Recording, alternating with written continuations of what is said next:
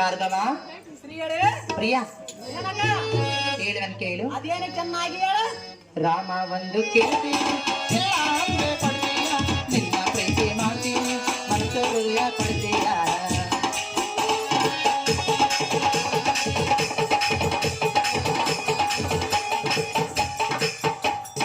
ರಾಮ ಒಂದು ಕೇಳ್ತೀನಿ, ಇಲ್ಲ ಅಂದ್ರೆ ಕೊಡ್ತೀಯ, ನಿನ್ನ ಪ್ರೀತಿ ಮಾಡ್ತೀನಿ, ಮನಸ್ಸು ಕೊಡ್ತೀಯ.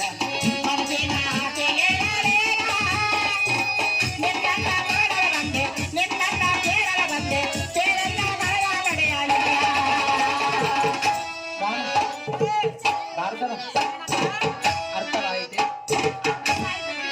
ನೀನು ಬಂದ ಕಾರ್ಯವು ವ್ಯರ್ಥವಾಯಿತು. ಪ್ರಿಯ, ವ್ಯರ್ಥವಾಗುವುದಿಲ್ಲ. ರಾಮ ಒಂದು ಕೇಳ್ತೀನಿ, ಕೊಡ್ತೀಯ, ನಿನ್ನ ಪ್ರೀತಿ ಮಾಡ್ತೀನಿ, ಮನಸ್ಸು ಕೊಡ್ತೀಯ.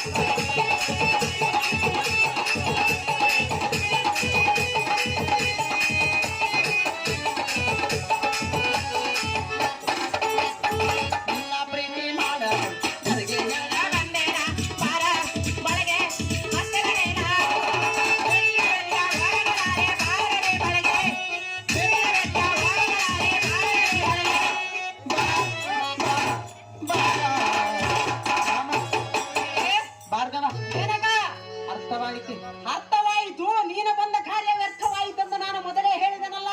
ಅಲ್ಲ, ಇದು ತಪಸ್ಸು ಮಾಡುವ ಸಮಯವಲ್ಲ. ನಾನು ದುಷ್ಟ ಕಾರ್ತವೀರಾರ್ಜುನನ ಸಂಹಾರಕ್ಕಾಗಿ ಮಹಾದೇವನ ಕುರಿತು ತಕ್ಕವರವನ್ನು ಬಿಡಲು ಬಂತು. ರಾಮ ಒಂದು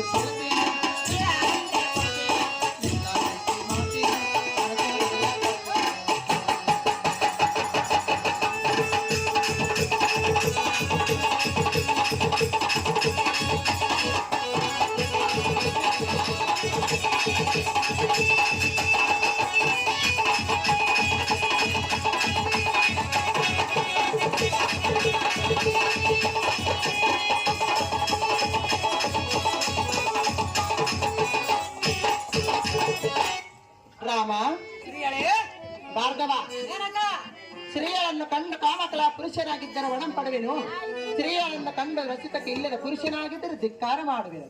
ಕಂಡಿಯಾರೇನಪ್ಪಾ ಕುಮಾರ, ಇದೇ ನೋಡು ನನ್ನ ನಿರ್ಧಾರ.